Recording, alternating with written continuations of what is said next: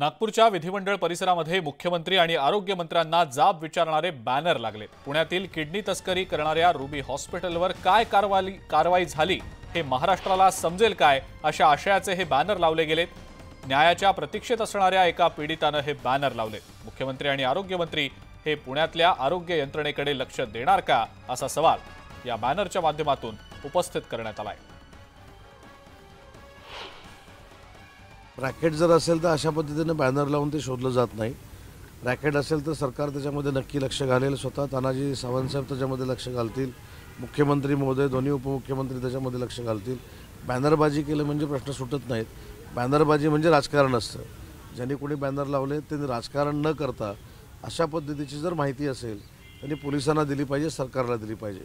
असा बॅनर लागला की हे बॅनर लागला, तुमचं काय मत आहे, लगेच मत नाही, त्याबद्दलची माहिती घेतली जाईल।